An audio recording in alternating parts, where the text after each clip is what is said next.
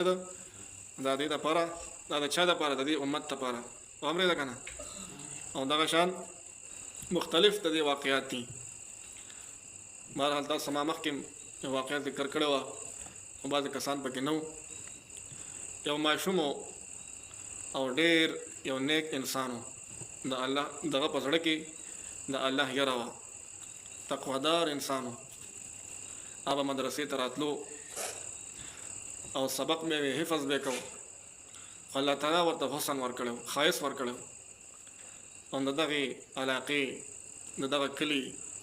یو زنانه وه دغه سره محبت پیدا شو مشره زنانه وه نو هغه ډېر کوشش سوچ یې کو چې یاره زه دی څنګه راوغواړم خپل ځان ته خو بهرحال یو سوچ یې وکړو او په هغې باندې بیا عمل وکړو هغه دا چې دا زنانه لاړه په دوکان کې سودا واغسته سامان یې واغستو او دا ماشوم راځي نو ده ته یې وویل چې یاره دا سامان ما اغستی دی نو ته داسې کار وکړه ما سره نیکي وکړه دا سامان ما سره کور ته یوسه خو بهرحال نو ده خو نیک انسان و نو ده ویل چې راشه دا خو د ثواب کار دی د نیکۍ کار دی نو دغه سامان راوچت کړو کور ته یې ویوړو اوس چې زنانه کور ته رادننه شوه نو هغه ورپسې وربند کړو او بیا ورته ووایي چې اوس په ما بیا دې غلطه مطالبه وکړه خو بهرحال دغه هلک دا خو نیک انسان و په زړه کې د الله یره پرته وه تقوادار انسان و هغه ورته وایي صحیح ده زه ستا خبره منم خو ما ته یو 2-3 منټه راکړه هغه ورته وایي صحیح ده هغه لاړې باتروم ته او ځان پسې څښاوالي ومږل په دې جسم پسې او چې هغه څنګه راووتو د باتروم نه د هغه د وجود نه بدبویي تله هغه چې زنانه وکتو نو نفرت یې پیدا شو او په غوسه کې ورته وویل چې ووځه زما دې کور نه هغه چې د کور نه ووتو نو داسې په هغه کې راغلی و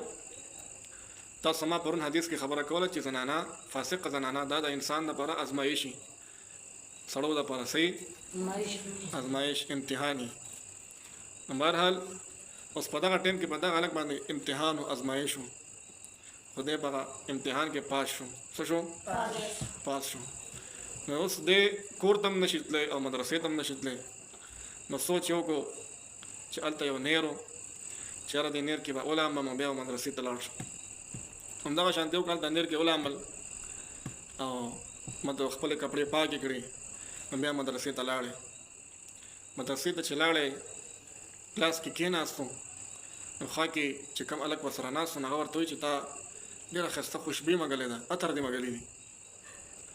هغه ورته وایي چې ما عطر نه دي مږلي دغه شانتې بل کس ورته وایي لکه ستا ته چې دې کلاس ته رالې او خوشبو خوره شوه تا کم عطر مږلی دی کومه سپری دې مږلی دی هغه ورته وایي چې ما عطر نه دي مږلي نو حتی چې خوشبو قاري صاحب ته هم لاړه قاري صاحب ورته وایي چې تا کم عطر مږلی دي ته چې د کلاس ته رالې نو د کلاس کې خوشبو خوره شوه نو هغه چې کوم دی په دې خبره باندې په جړا شو